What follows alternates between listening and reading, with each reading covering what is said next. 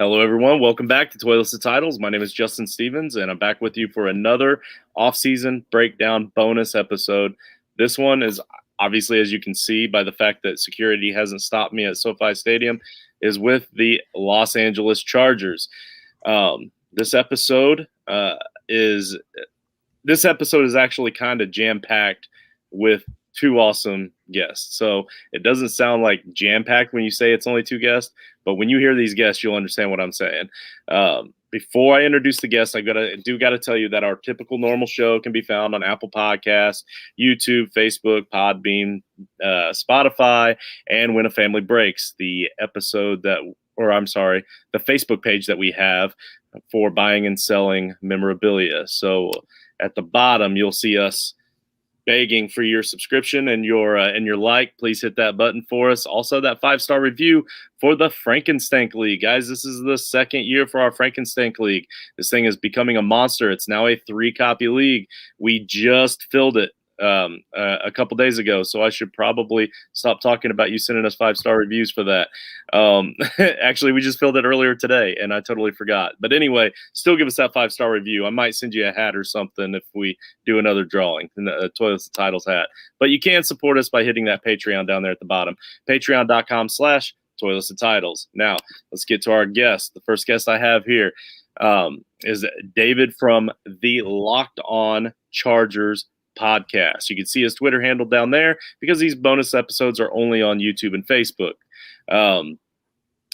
Those of you that have been watching all these breakdowns, you've seen when I have these Locked On guests on.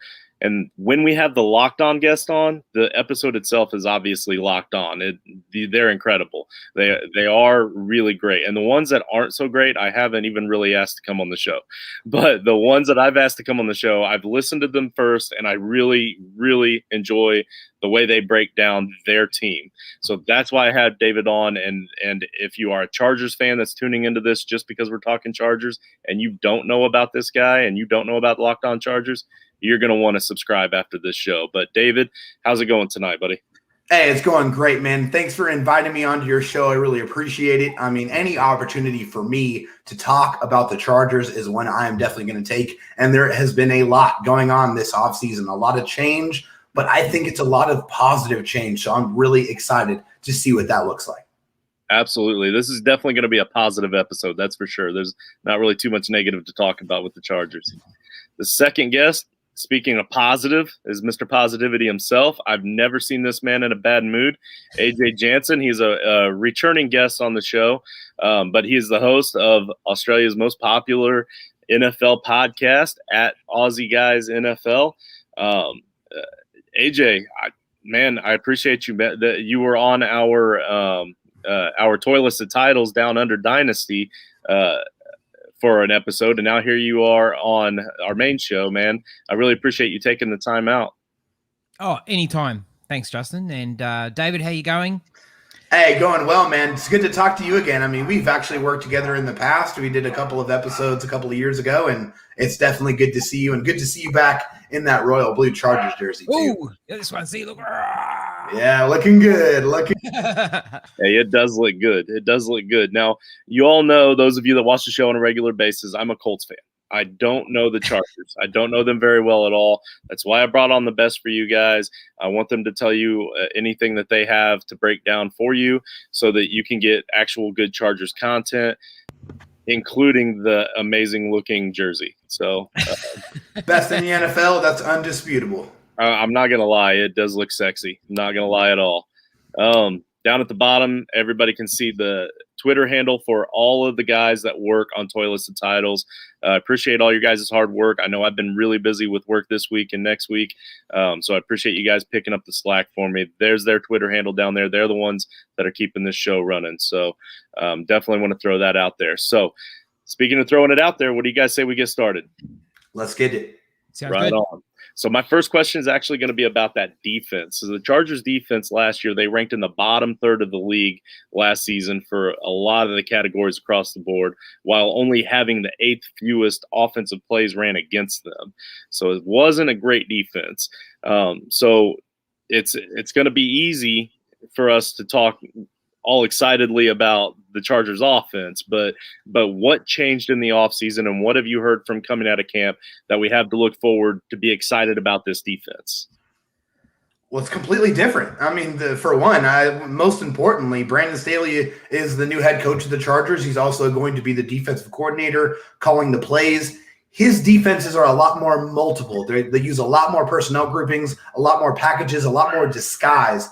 His defenses are trying to stress the offense. He wants to make sure that they account for certain players. He puts his best defensive players in positions to have a lot of success. You look at last year with Jalen Ramsey, with the Rams, he was all over the place, had probably one of his most complete seasons that he's had in the NFL. Aaron Donald, I mean, what can you say about Aaron Donald besides that he's absolutely incredible? But what Brandon Staley did is he put him in many different situations. He said that he wanted every single offensive lineman to feel Aaron Donald's punch, and he utilized him as such. He put him all over the formations. So I'm extremely excited to see what a healthy Derwin James is going to look like in this defense, who's going to move all over the place, and a Joey Bosa, who has already had a lot of success in his NFL career, racking up over 45 sacks. I think he's in for his best year yet, AJ. A lot to be excited about when you're talking about this new Chargers defense.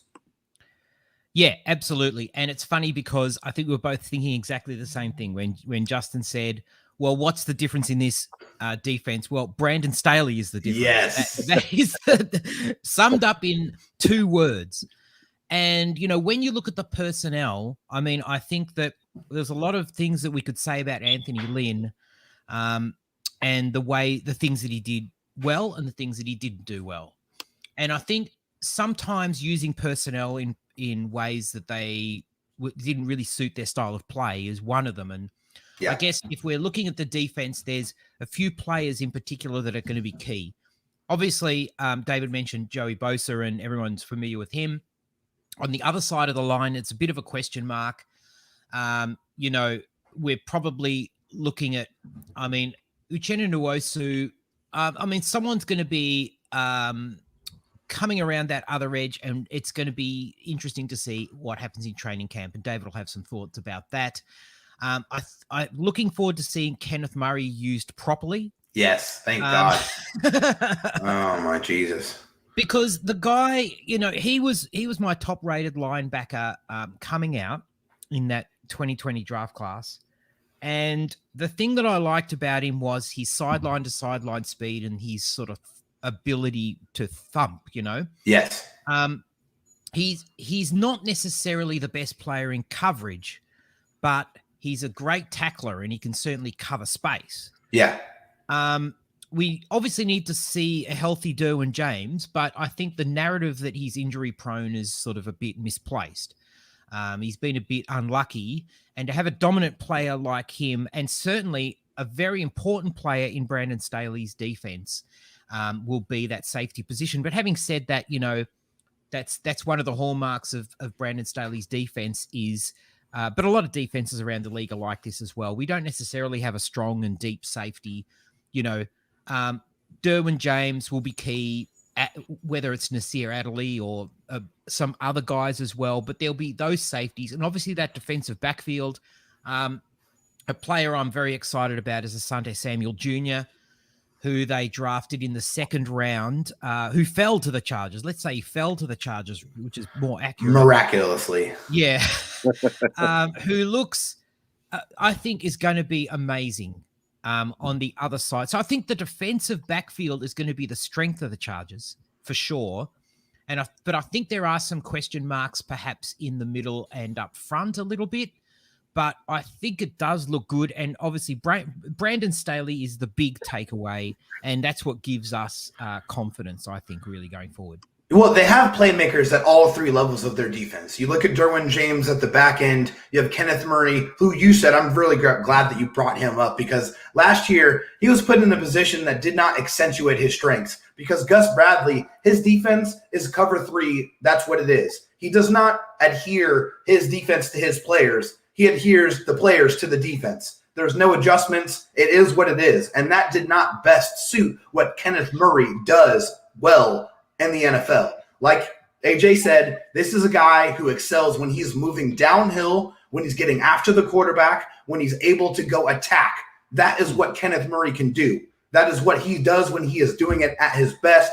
He did not get utilized like that whatsoever last year, and that's why it took him so long for him to get acclimated and get comfortable at the NFL level. I think you're going to see the best version of Kenneth Murray in this defense because he's going to be utilized the way he is supposed to be used, the way his skill set indicates that he should be used. And that's why I'm really excited to see what he's going to do in this defense. This is a defense who's going to make adjustments. This is a defense who is going to adjust the game plan from week to week, from half to half, from quarter to quarter. These are things we did not see last year whatsoever, and it is why it made me so outraged when I watched Charger games last year because they did not contain the ability to make adjustments. That is going to change, and it is so much for the better.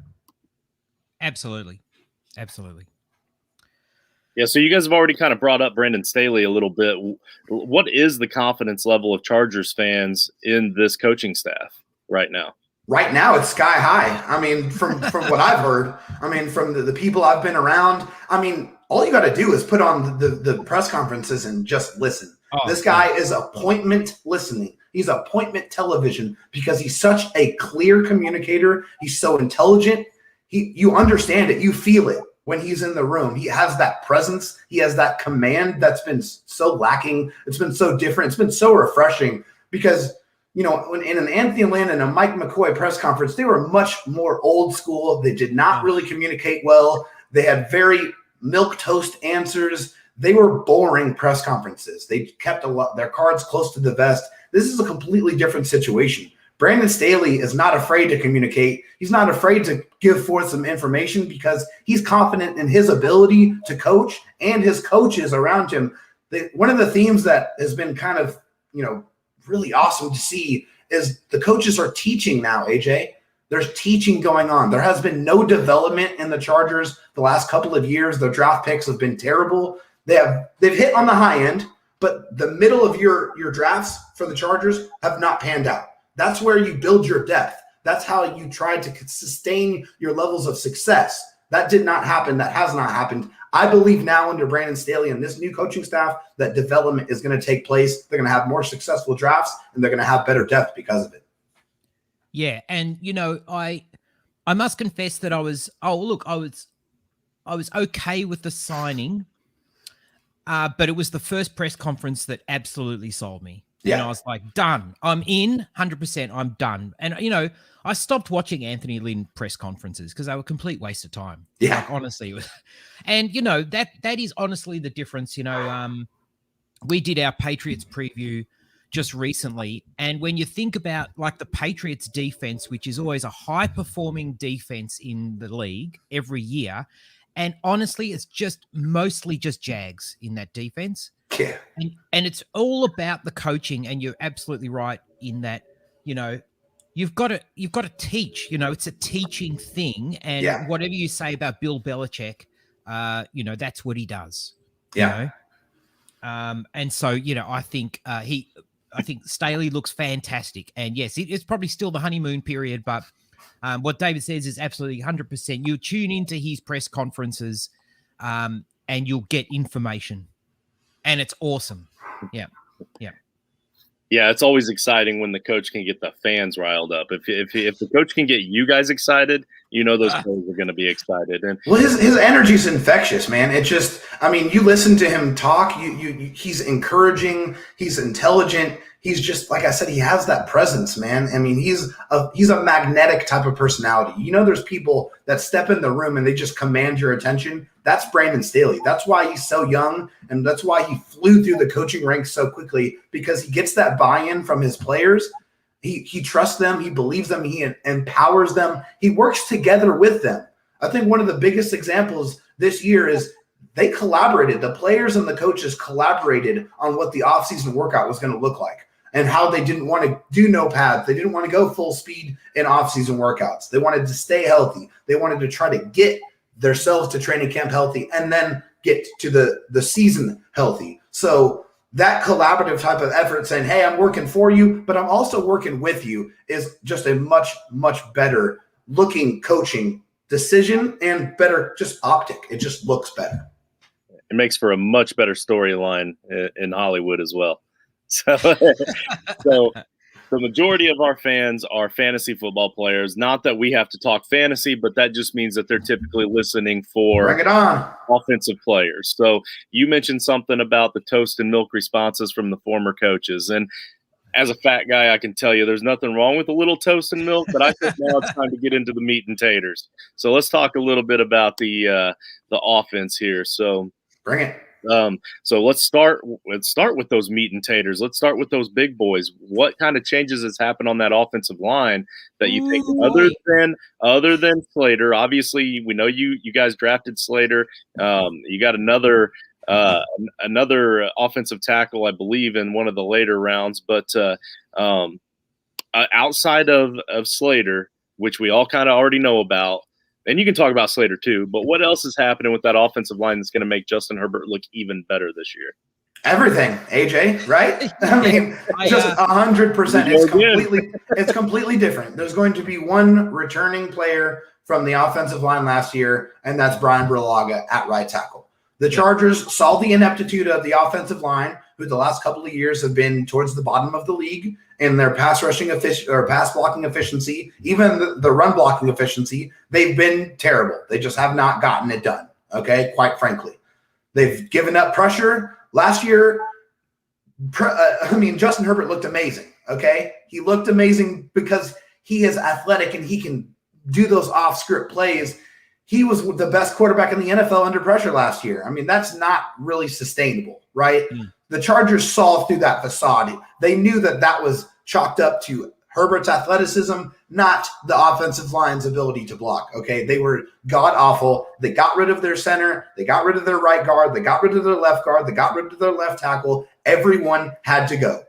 Brandon Staley saw this, evaluated it, quickly made the right decision to completely move on, and they cleaned house. They signed Matt Filer from the Steelers, who is just a guy who brings his lunch pail to work and gets his job done. He is a guy that has some versatility. He can play right tackle. He can play guard in the NFL. He's going to play guard for the Chargers, but he's a guy that played both of those positions and played them at an above average level. Oh, by the way, we have, of course, AJ can't forget about the most important signing of the offseason, and that was signing the best center in the NFL, Corey Linsley. Yeah, and I feel like as a Charger fan, it goes against the grain to be optimistic about the O-line. Oh, yes. And I don't want to necessarily, touch wood, but I feel this O-line on paper looks amazing. And obviously you said, don't talk about Slater. Well, we can't not talk about him. Have to.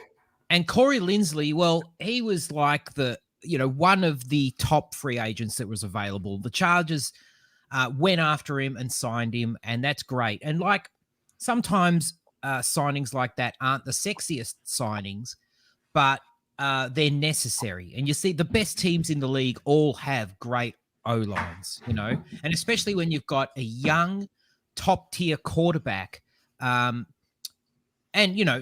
obviously a running game, but like a top-tier quarterback, you want to protect that asset. It took a long time for the Colts to do well. Really, the Colts didn't do it with Andrew Luck, and they paid the price. They paid the price. Yeah.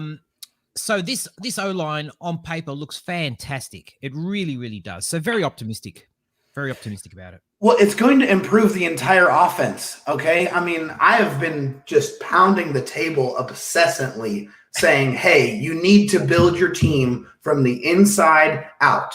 The Chargers have taken the opposite approach. They've spent a lot of their resources and their assets on the outside at their skill positions. And that's why they have some great fantasy football players that you definitely should take a look at drafting. But they're going to be better because this offensive line is better. The running game is going to be better. They're going to have shorter fields. They're going to be more successful on third downs. They're going to be more successful in the red zone. They're going to be a more effective and efficient offense because the guys up front are going to make everyone else's jobs around them better.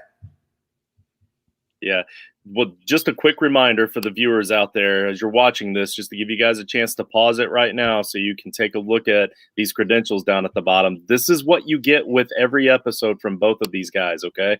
So pause this, follow them, listen to their pods, because like this excitement is exactly what you get with every single episode. So I'm not just throwing smoke here, but so you guys, you're really impressed with the offensive line. You're really impressed with the coaching staff. You're obviously that defense has to get better, and Yes. it looks like it's going to.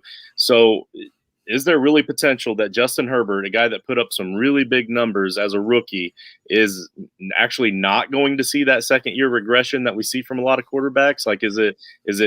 Are you pretty confident that you're going to see even bigger numbers? Yes, I am. I'm extremely confident in that because he's not going to have to try as hard. He's not going to have to do a lot of those off-script plays. He's going to be able to be more multiple. He's going to have more time to throw the football. He's going to have a better running game. I think he's going to have a much better time in this second season. Now, I think it might take a game or two for him to just get fully comfortable and get that full command of the offense. Okay? I do fear that a little bit. Now, Justin is an incredibly intelligent cat. He won the academic Heisman. He's maintained a 4.0. Justin Herbert's he's very cerebral, okay? He's very, very intelligent. But this is his fifth new coaching staff in a row. Okay, there's a lot of turnover. I think they've built this thing now to where they are expecting to have some longevity. They're expecting to have this core coaching staff together for a long time. They're expecting to build this. So I'm thinking, yes, it's going to be much more effective. Don't get thrown off by the struggles in game 1 and game 2, because you're definitely going to reap the rewards once he gets locked in and he really, really gets going, because he's going to put on a show.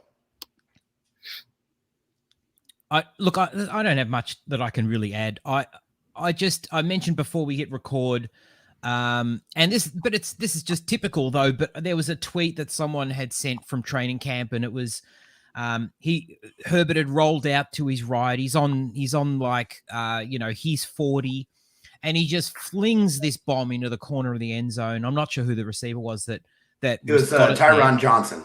Oh, it was Tyron Jansen. Yeah. But it looked beautiful and just with no effort whatsoever. 70 yards through the air, absolutely no problem. No problem.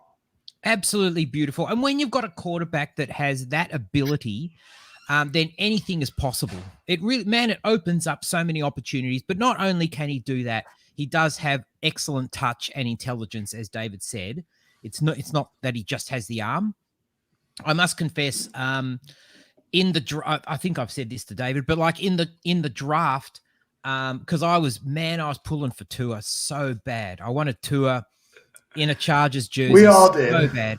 Yeah. And when the Finns took Tua a pick before us, I was gutted. And then I thought, I can't remember who. I didn't want us to go quarterback then. I was thinking, we should pivot to, I can't remember who was the next.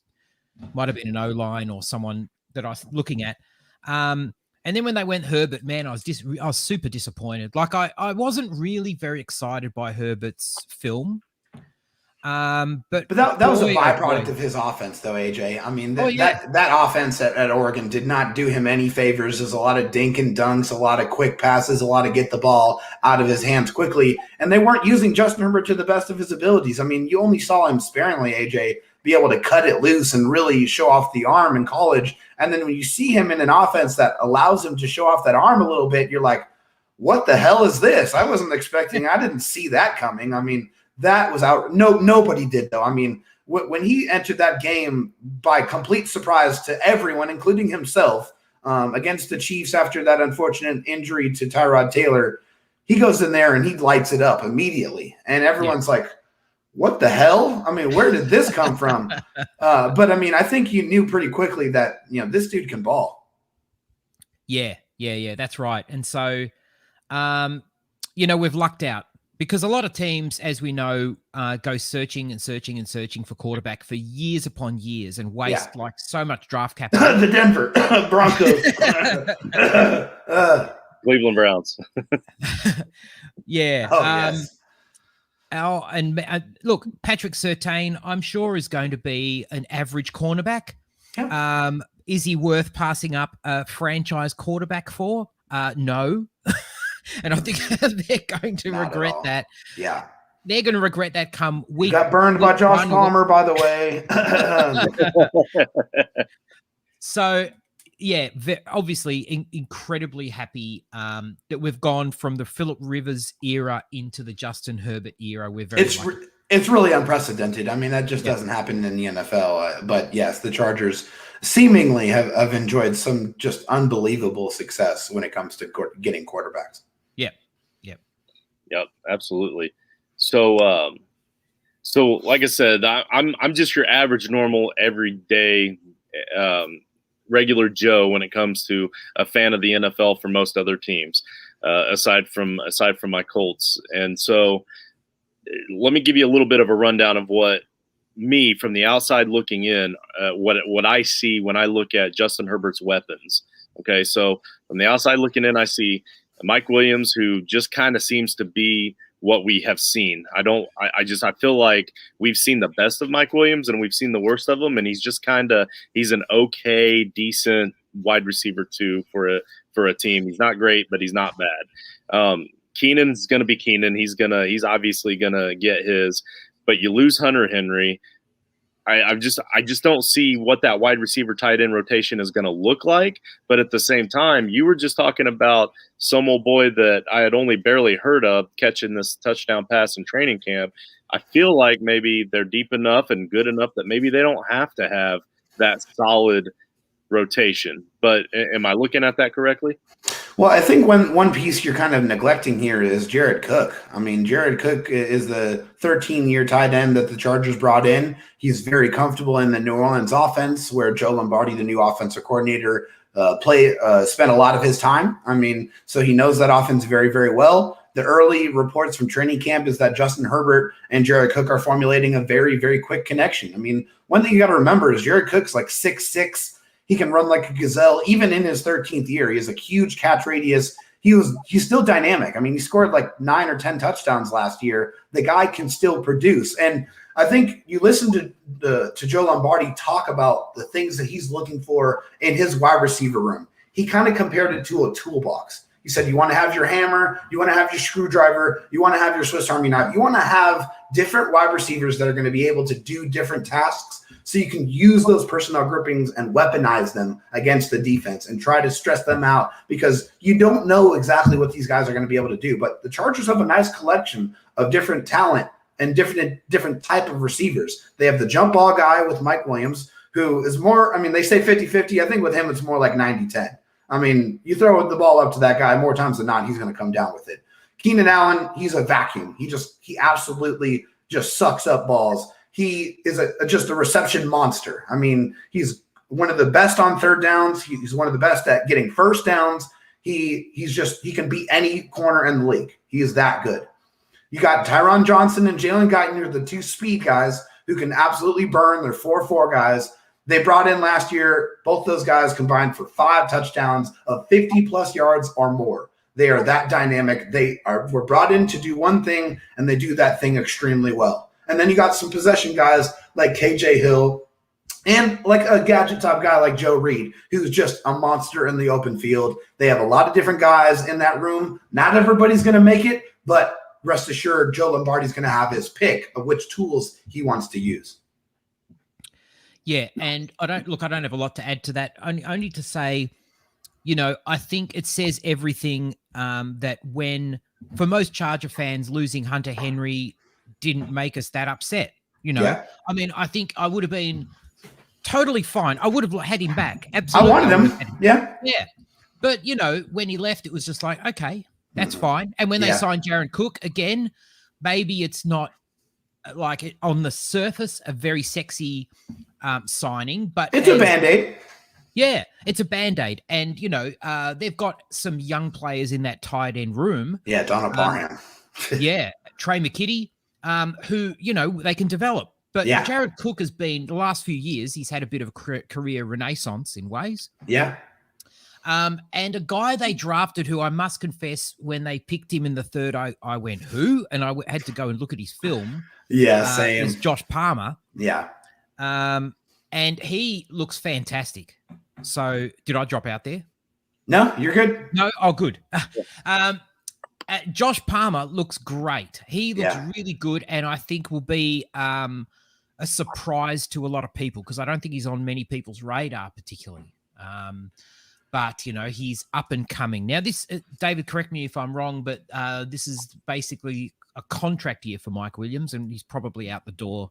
It is. Next year. Yeah. Absolutely, yeah. I mean, he's on a 5th-year option this year. He's getting paid at the top 5 of his position, a lot of money. Okay, like $17 million. I mean, the guy's getting paid this year. I mean, it's make or break for Mike Williams. But I like that you brought up Josh Palmer because I'm thinking along with you. Josh Palmer is insurance for what Mike Williams decides to do, whether he goes off and he gets paid or he underperforms and they let him go anyway. They have a contingency plan with Josh Palmer, who I think is a little bit of a better route runner than Mike Williams. I mean, he's a big guy. He's not quite as big. I don't think he's quite as good as at the uncontested or the contested catches. He can get them. He can reel them in. He's a very good route runner, though. I mean, he's going to make some money in the NFL. He has adequate speed. He knows how to get open. He has a good catch radius. He's a guy who beat just a slew of top cornerbacks at the Senior Bowl. I mean, cooked them. I mean, that was one of the main reasons why Josh Palmer got drafted by the Chargers is because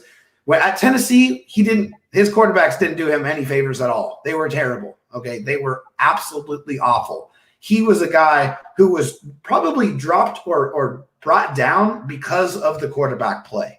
I feel like if you got him with one of the better quarterbacks, one of those, top 10 guys that got drafted, we'd be looking at Josh Palmer in a completely different light. I think now you pair him with a good offensive line, with a good young quarterback, with a good strong arm, you're going to see some pretty special things out of this kid. Yeah, it could well be, the people are saying, who is this Josh Palmer guy? Honestly. But yeah, I think that the Mike Williams thing almost feels like an unfair comparison because I don't think there's many players in the league that do the jump ball better than Mike Williams. No, you're right. To be honest. But, health has been a big thing for him too. And, at the end of the day, the old saying is availability is the best ability. Absolutely. And we just have to be able to, I think in some sense that was a Hunter Henry story too, Yeah. You're right. Yeah, absolutely. Got to stay healthy or you can't help the team. Yep. Very good. All right. Well, last question.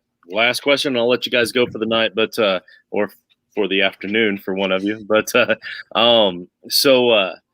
it's a question that I followed up all of these episodes with at the end, and it's real simple. At the end of the season, you guys are going to look back on this season. Things aren't going to go exactly the way you think they're going to go. It just never does for any of us fans. It's either going to go really good or really bad, and there's really typically no in between. What are your realistic expectations of your team for this season coming up? So, I mean, I have to fight my optimism, AJ. I honestly have to. I mean, I need to know what this looks like, when we get through training camp. I need to assess the health of the team before I can really make like a super strong opinion on what it's going to look like. But on the surface, looking on paper, they've addressed a lot of their needs. They've addressed a lot of their scheme questions. They've addressed a lot of their coaching staff questions. This looks like a much different product. I mean, the defense looks like it's going to be much better. The offense looks like it's going to be much more efficient. It's going to be coached better. They're probably going to have better special teams because they were one of the worst special teams units in NFL history last year. If they even regress to average, they're going to improve in that metric. So I think I can see a floor of 11 and 7, I think, or 11 and 6. Yeah, 11 and 6, 17 game season. 11 and 6, I think they can get to 11 and 6. If things don't go quite the way that I think they will, I think 9 and 8 is where they are. I don't see them finishing less than a 500 record. The Chargers are going to be a formidable team this season. Absolutely. Yes, you're right. It's you fight the optimism, right? And yeah, look, we are in a division with the Chiefs, and so that's the reality. And so if we can split the games with the Chiefs, that's a win for us. Yeah. And it's probably in all likelihood the Chiefs win the division, and that's fine. But I think 12 wins is probably fair. Yeah. And very doable. I mean, the Broncos don't look good. And the Raiders don't really look good either. But the thing about John Gruden, I heard someone describe him as he's a fantastic chef, but you just don't send him to buy the groceries. Because their drafts for the last few years have been absolute garbage. Terrible. Oh my God. That's the thing that we can hang our hat on is their personnel are terrible. Well, every time you see them, like in the draft, like they have like 4 first-round draft picks, and you're like, okay, never heard of that guy. Next one, okay, I didn't think he was going to get picked there. Third one, who? Really? They took him there? I mean, that seems like that's the response for all of the Raiders picks. It's like, what in the heck? Are they doing this on Madden? Like, I don't understand. Like, they're just atrociously bad. And, hey, that's what we can hang our hat on. Even you change the GM, and it doesn't matter. So it seems like to me that they're not making the draft picks at all. It's got to be that guy with the crazy haircut with the last name Davis that's making all of the decisions. And it doesn't look good. I'm not scared about the Raiders whatsoever. I think they're going to look terrible. John Gruden can't save them. That was the worst contract in NFL history, and it was given to a coach. And the Chiefs' defense isn't good. Our defense is better than theirs, and we can hang with them. Like the Chiefs-Chargers games are going to be obviously critical. Well, I think they're going to look different this year too. I mean, I don't think the Chiefs are going to. The Chiefs fans, I think they're used to dominating the Chargers. The last 5 or 6 years they've dominated. It's not going to be that way this year. They're not going up against the same cover 3 defense that doesn't make adjustments. You're coming up against a young up-and-coming wizard with Brandon Staley, who had the number 1 overall defense last year and a plethora of young weapons at his disposal. This defense is going to look much different. Thus, these games are going to be much more competitive. I know. And I mean, it's like, well, name me a Rams defensive player apart from Aaron Donald. And Jalen Ramsey. Okay, and Jalen Ramsey. I mean, like, no, it's probably, I'm not trying to be unfair. I'm just saying that here you have a guy who will use what's at his disposal to their strengths, and he is a smart operator.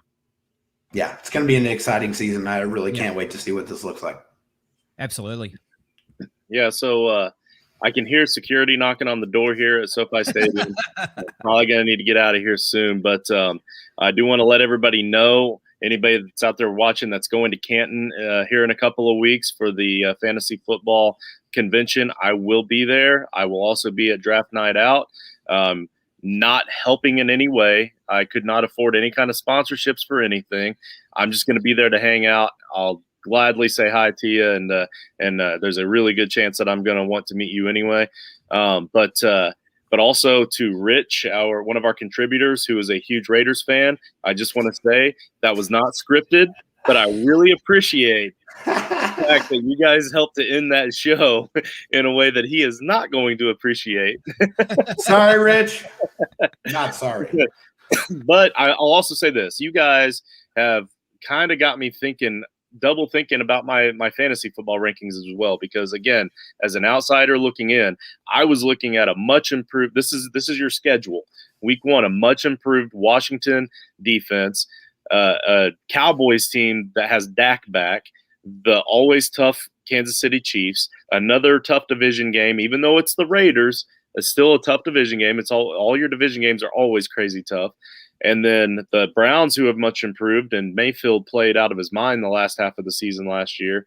And then the Ravens, all of that before the bye week. Like, I could realistically see the Chargers coming out of that with only 1 win based off of what I knew.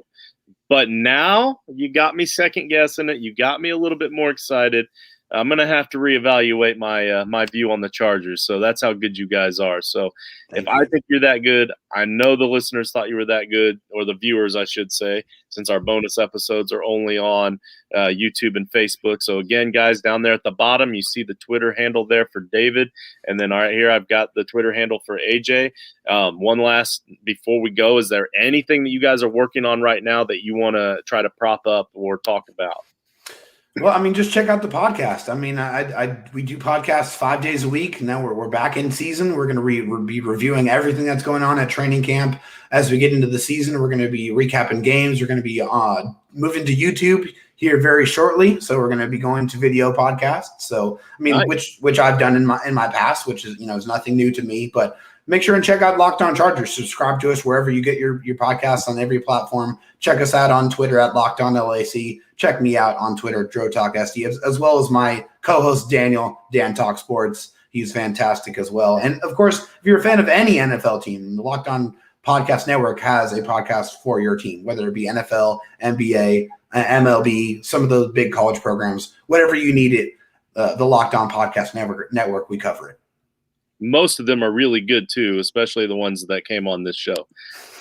How about you, AJ? What are you guys working on over there in Australia? I was just going to follow with that and say, if you're a Charger fan, then definitely, if you're not listening to Locked On Chargers, then do yourself a favor, because, as someone who's quite busy, just with work and with podcasting generally and stuff, it's hard to sometimes just keep up to date, especially at the moment, like the daily sort of training camp reports and stuff are awesome. So thank you to David and Daniel. They are awesome to listen to. Thank you, sir.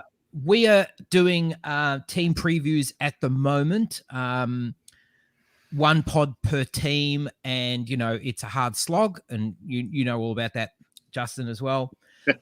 So we just wrapped, what was the last one that we did? I think might have been, we did the Colts one with Randy from the Dynasty Warzone. So we've got a few queued up, actually ready to go.